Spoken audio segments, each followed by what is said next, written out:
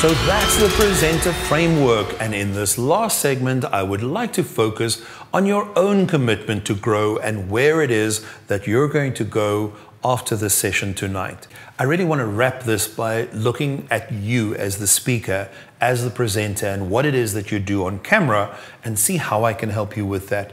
And if I can give you some last moments of hints and tips around this, something that I love as a good read and a book that inspires me a lot is Elle Reese and Jack Drout's Immutable Laws of Marketing.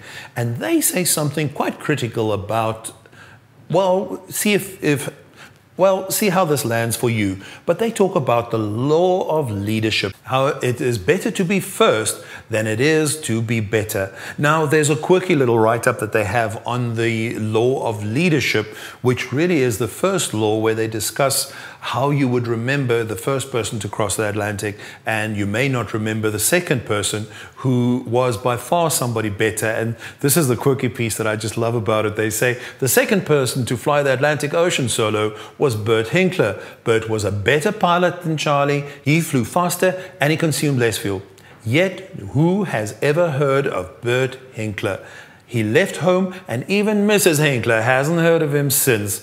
This is the funny part about it. You have to work hard to be first in that category, and you have to work fast, but there are going to be pieces that you can catch up on along the way. And so it always comes back to that why. Think about why it is that you're doing something. Why do you want to get in? And remember that even our audiences know what professional looks like.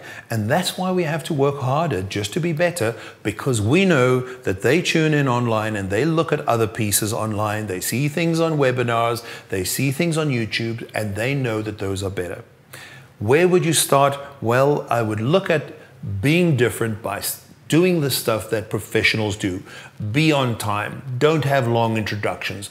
Don't read bios ever, ever, ever. Don't do housekeeping. Don't use phrases and cliches like without further ado. It's your webinar, brand it, and take your audience to a place where they've never been before. Don't overrun.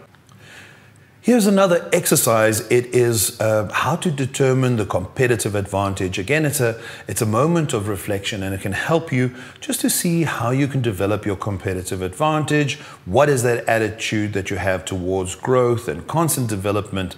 And it's a very simple sheet. It's going to ask you to be very truthful about some stuff.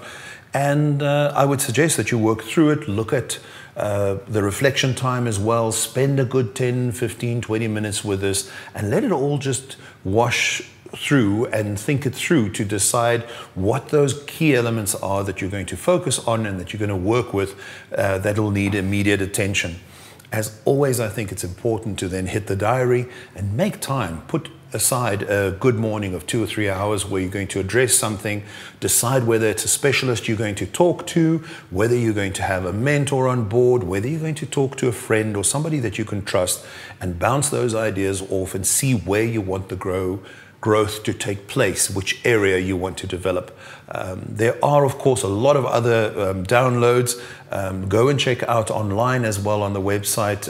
You'll find the Manifesto and the BHAG, which is a really great way to work through it, how to define your cornerstone position. And there's also a checklist for pre-presentation, which comes in really, really handy. You'll find that on my website as well as a download. So before you go into a presentation, it helps you to clear your mind and think about the things that you really need to focus on in those last minutes as you prepare to be ready to go and let your audience have it.